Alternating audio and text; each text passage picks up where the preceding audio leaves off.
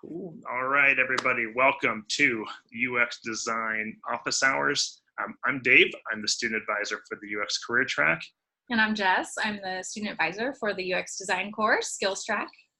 We are joined, as always, by superstar mentors, Greg Schwartz and Deb. Greg and Deb, thanks so much for being here and for being part of Office Hours. They might be muted, but they're Oops, yeah, sorry. Hi guys, how are you? Yeah, hey, what's up, Deb? Great to see you again. Thanks for being here.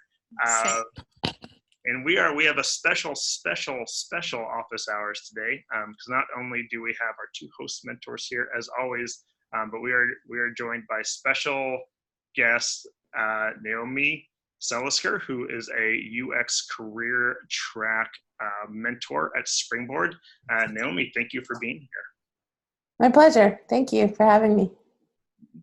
And yeah, maybe before we dive into some questions and answers from both our host mentors and our students, Noemi, if you'd be up for it, maybe we could pass the floor to you and you could share for a few minutes just a little bit more about your sort of UX journey, your career path over the years, a little bit more about what you've done, and maybe a little bit more about what you're doing right now in UX.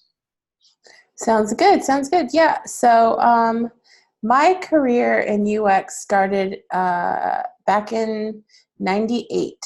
I was looking to study something that had to do with computers. We grew up with a computer in my house, and I was on the internet as an 8-year-old before there was images on the internet. So quite a while. So I was wanting to, I graduated from high school and I thought, well, I need to do something I'm somewhat good at, and I need to study something that I'm somewhat good at, but I'm also not very good at math or that sort of thinking. So I wasn't going to get into computer science. And then I happened to hear about something called human-computer interaction, which apparently at the time there was only 2 universities in the whole country that offered the degree. One of them being DePaul University in Chicago, and the other one somewhere else in the South. And I think I completely made the choice, not based on anything other than like location. I thought, okay, I'd rather live in Chicago than somewhere in the South. I don't know why. I had never been to either. So I went to Chicago, to DePaul University, and I graduated in 2000 with a degree in human-computer interaction. And at the time, that was right before the dot-com bubble burst. And so it was amazing in that I had, as a graduate, I had loads of job offers because there was no one else doing what I was doing at the time. And so I got to work at a .com, but shortly after, about 10 months after, everything went downhill for everyone at the time. And then I lost that job, and then I had to start at the bottom the way normal people have to out of university. I got a job as an office manager at a digital studio, and then I moved up to project management. And then all the while I was doing that, I was still working on my information architecture. I was working on digital projects that for agencies that were still mostly ad agencies with a digital aspect. The whole digital hadn't taken over back then. And then I got back into digital and completely digital agencies, and have worked in that capacity as first as an information architect, and then I was called a web analyst, and then the whole user experience designer label came about in about 2005, I think, 2006. Thankfully, with my degree and with my experience, really mostly thus far, in about 2013, I decided to move countries and try living in New Zealand. And my work experience mostly up until then had been in ad agencies that had a digital side, working on projects for Caterpillar, Hilton.com. We were part of a big Hilton.com redesign. There were content management systems, so we had to design and lay out every single page and every iteration of that page, every case based on having no content management system. So that was quite a while back. And then when I moved to New Zealand, we were, I got involved in a lot of work for the New Zealand Post, so their USPS essentially, and Royal Mail, which is the British version of New Zealand, of USPS, as well as local McDonald's, New Zealand McDonald's, corporate, doing work for them, for their franchisees, creating systems that would streamline them ordering any sort of marketing collateral for each of their locations, for each of the franchisees. So I've worked in quite an extensive environments, everything from small shops to large agencies, and sort of everything in between. Most recently, I was at AT&T for about 3 years, and there I worked as they called us IAs initially, and then we were user experience designers. But I guess the label changes depending on who's structuring the hierarchy. And there I worked mostly within support. So if you go to AT&T.com, the whole self-support section where you figure out how to fix any issues yourself, whether it's a product or whether it's a device. And then I did a little bit of work on the B2B side of things, which was really challenging, creating systems that would allow their corporate clients, like, for example, FedEx, if there was to be a natural disaster of some kind in, say, the Pacific Northwest, it would allow that system to reallocate all of the let's see, it was really complicated, reallocate all of their internet streaming, any sort of our service to that part.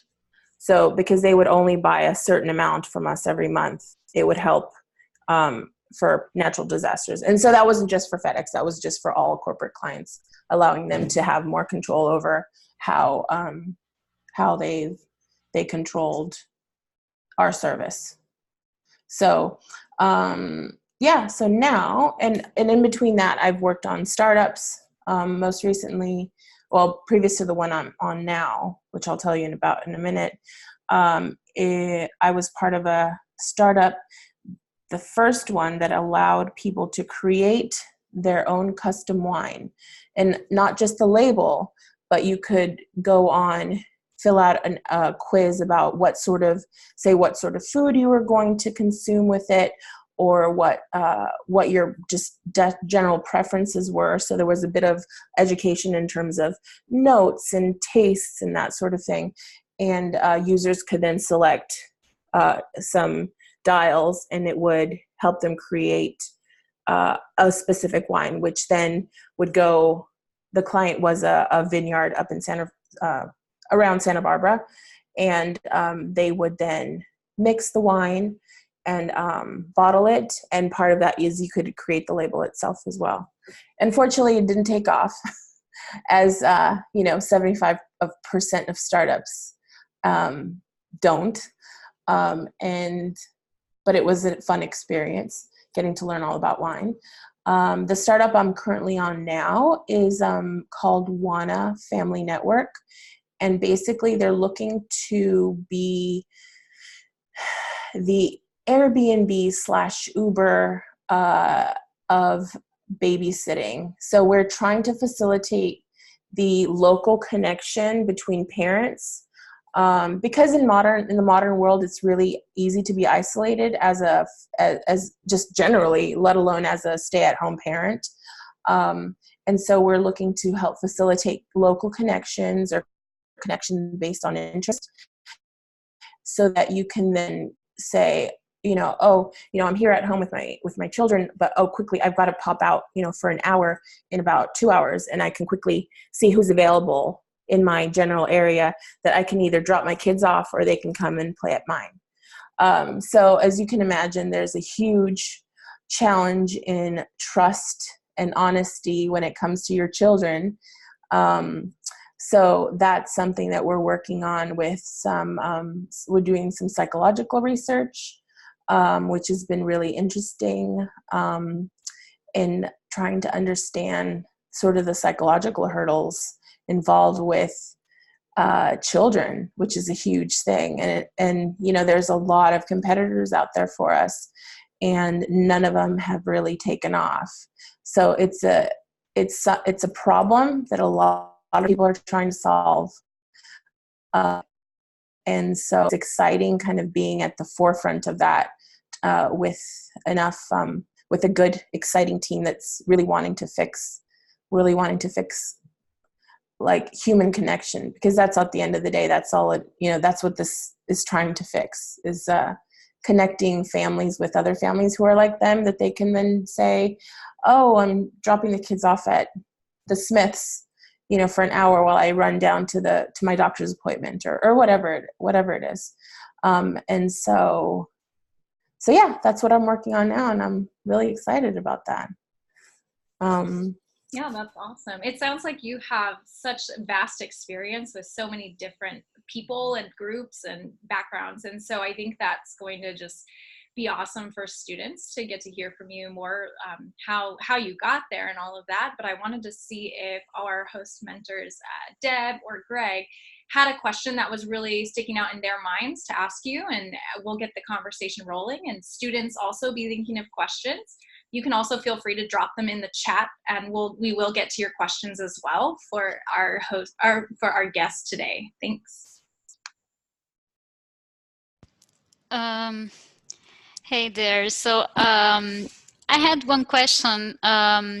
Based on all these years that you have of experience, do you think it changed what you needed for your role when you first started versus what you need now for your role?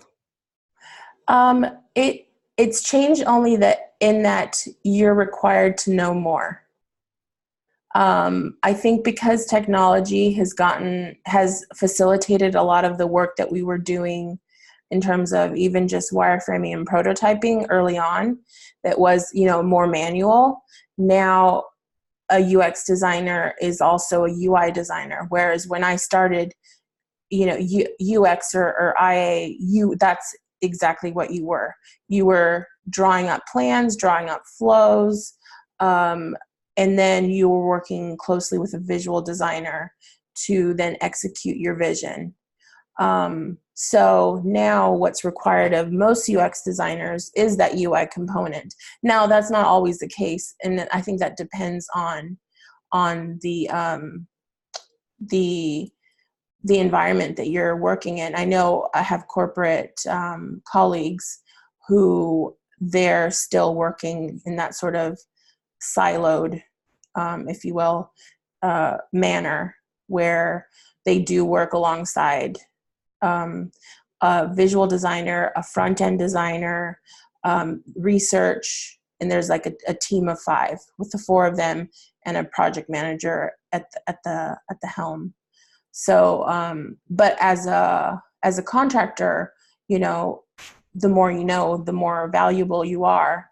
So I tell the mentees that I currently have that have a development background, don't think that you're going to pivot into UX and leave all of your experience behind. No, you're just building on what you already know, and make sure you don't let your development skills, your front-end development skills, fall behind, because that's just going to be, that's the selling point for you going forward, is your development skills or your graphic design skills. Because I have a couple of graphic design mentees right now. So I think it's important to add to your arsenal. That's constantly what I'm doing, when I'm not working, is I'm reading, or I'm trying out new things, or I'm spending time on a tutorial for software I might not know. And thankfully, by the nature of what we do, the new software is really easy to use. So it's not that challenging to spend 4 hours on a weekend going through a couple tutorials to upskill in this, that, or the other. That's good. Thank you. Yeah. Got a question from a student. As someone who's seen the UX industry from its early days to the very competitive now, what would you recommend for someone breaking into UX on how to get recognized through all of that noise and to get hired? I would say one thing that I tell all of my students, is to keep abreast of what's going on. Because in order to be a good designer, you need to know how to recognize good design, and you need to be articulate as to why it is good design or why it doesn't work. But I think being articulate is going to set you apart, because being able to communicate is a huge part of what we do, because we're communicating to our stakeholders, to the people we work for, or the people that hire us, to the people that pay the bills. So I think being able to communicate why something works or why it doesn't work, or being able to defend your choices or defend your choice of strategy, is highly important. And knowing when to say, you know what, I don't know, but let me find out, because we don't know everything. And part of our job is finding out. And it's okay to not know sometimes. So I would say being honest and communicative is a huge part. Nice. And students, feel free to put more questions into the chat. Just got a thank you from the student. So, Deb, anything you want to ask? In following on that last question, if you had to imagine where the UX field would go on the next 3 to 5 years, what would you say? Well, I think it's going where I see it today, in that it's very, as UX designers, we're meant to know quite a bit in terms of, comparatively speaking, to what we had to know 10 years ago, in terms of, I don't know how to code. My brain does not work in code at all. And I'm not sure that it will ever, but I know how to visually design now. And I know how to do a lot more research now than I did 10 years ago, because part of my degree didn't include much research, let alone a lot of the research methodologies that are utilized today. So a lot of that I had to learn on my own. But again, I think it's about being aware of trends, of being aware of what other people are writing about in terms of the UX field, and generally being aware of technology. I mean, we're really lucky in the work that we do, in that because technology is moving so fast, we have UX designers that specialize in AR, in VR, in voice interactions. People from a writing background who get into voice interaction design. And so I think there are so many avenues that really paying attention to the technology that's being developed in terms of the skill, the Google Home skills, or the Alexa Echo skills, I think is important to give you sort of a heads up as to what's down the road. Now, what do I specifically think? I think more specialization within the UX seems like an obvious thing, because now when I go to sort of UX conferences, I already see when I interact with other conference goers, like, oh, where do you work and what do you do? So I have met people with a writing background that have never designed a user interface in their life, and they probably never will. But their specialty is the chatbots or the skills, the voice skills design. So I think it's about just being aware in terms of technology and how it's being leveraged. I mean, the other day I was in my local grocery store, and I saw a whole new way of buying food that I had never seen, that I took a photo of, and I mean to write a post about it on my LinkedIn. And I think it's Kroger, and I think it's only been around less than a year. And what it is a when you go into the frozen food section, there's, all the entrees or whatever, pizzas or frozen vegetables. Well, instead of having everything in separate boxes, there's one giant cooler that has the different meats and the different veggies. And so basically you get one container, you fill it up, and then you weigh it. So it's all frozen, and then all you do at home is you add a bit of water and it's cooked. And there's a whole user interface as to how to use this. So things like that are really taking the whole user experience completely off of digital. But it's all part of what we do. It's seeing how people interact in a space. And I was talking to the guy who was refilling the bins of frozen food stuff, containers, asking him, how is it that, do people know how to use this? Is it, are people even buying this? He says, yes, surprisingly they are. But the problem and I identified the problem with the whole user experience is there is no scale nearby for me to weigh what I've put in my container. I've got to walk all the way to the butcher section to weigh it and see, okay, I don't want to spend more than whatever the pound it is, $10 or whatever. So I said to him, yeah, you need to here. He said, oh yeah, you're not the first one to tell us that.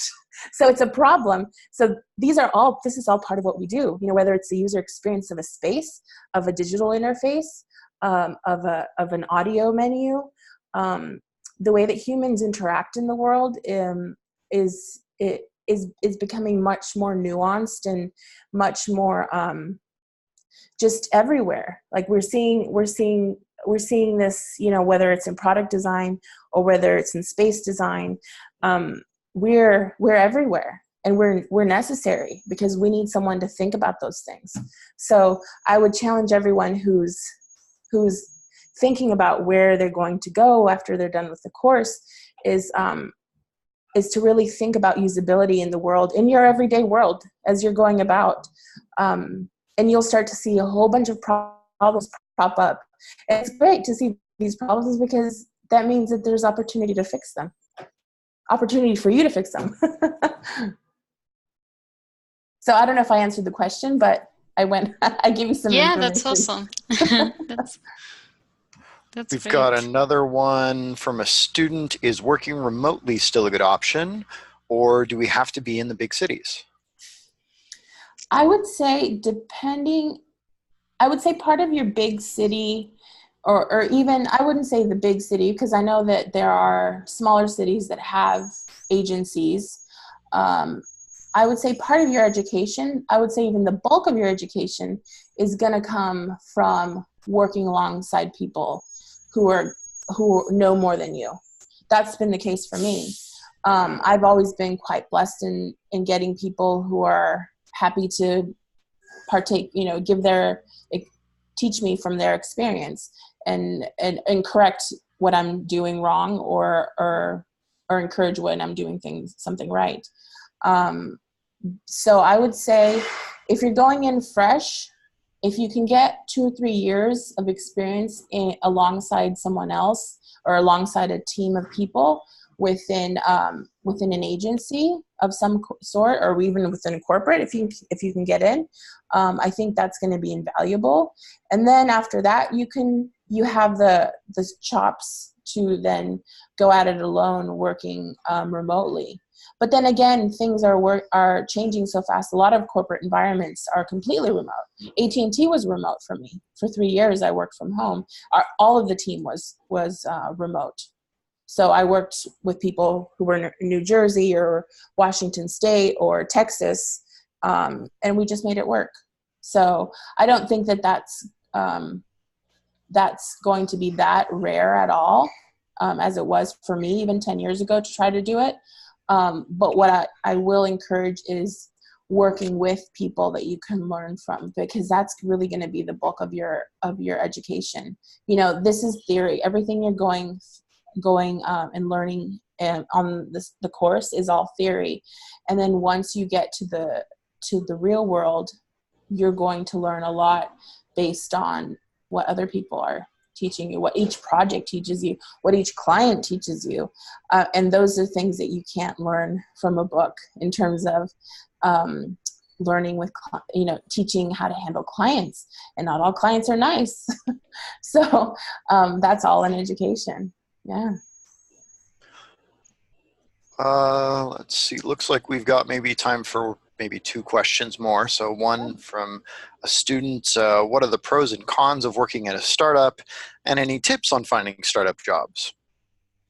The pros of working at a startup are you get to try you get to wear many hats, but that's also the con, is that the many hats means you're working longer hours than you would normally. And also another con is depending on how fully funded the startup is. The startup that I'm at now has not been completely funded. So I'm kind of taking a financial risk because of being paid. I'm being partially paid, but I have equity in the company as well, in that something's going to work. But you're going to leave it up to your judgment in terms of who's leading the company, who else is on board, in making the best judgment you can in terms of whether a startup is worth working for or not. Now, early in your career, I think it's great to say yes to everything because you want to get as much experience as possible. What was the second part of the question? It was basically just any tips for finding a startup job. Yeah, there are, I think, funnily enough, the way that I got this startup job was completely weird. I was at a doctor's appointment talking to a woman who was in the waiting room who asked what I did, and she said, "Oh, I think that's what my boss needs." So sure enough, that's what it was. So of course, that's not a tip other than, I guess, be able to talk about what you do and to communicate what you do accurately, and to network and never be afraid of discussing it, because sometimes it can get either annoying trying to explain to people what you do, because it's like, oh, you're a graphic designer. No, well, technically, no, I'm not a graphic designer.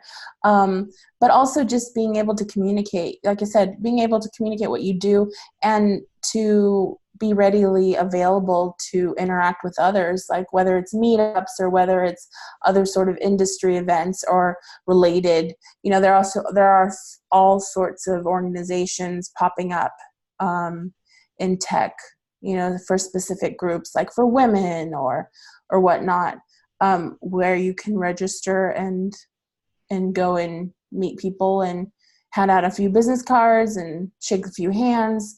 And all of that is part of getting your next job. Awesome. And if we have one last question, if you can get it in maybe 30 seconds or less, would you recommend to the students, if they were to start out in UX, small companies or big companies, or does it matter? I don't think it matters. I think you're going to learn, as long as you have someone alongside of you who's willing to teach you and you're willing to learn, you're willing to do that extra work, because any job you have in any career where you're first starting out is actually, you're doing a lot of grunt work. You're doing a lot of the work that the people higher up don't want to do. But that's all part of your education. So I don't think it matters as long as you're in the right environment that's willing to cultivate that in you. Yeah. And you're the one that's going to show them whether or not you're willing to do it and go in hungry to do it. Yeah, so it really does depend, but like you're saying, your education, it starts from the beginning wherever you are. And we want to thank you so much for joining us today. You were absolutely fantastic. We loved hearing about your vast experience in UX. Thank you again also to Deb and Greg for jumping in and asking some great questions, and for the students who also asked questions. Thank you so much. We look forward to seeing everyone next week for another round of office hours. Thanks, everybody. Thank you, Naomi. Thanks. Bye. Thank you. Bye-bye.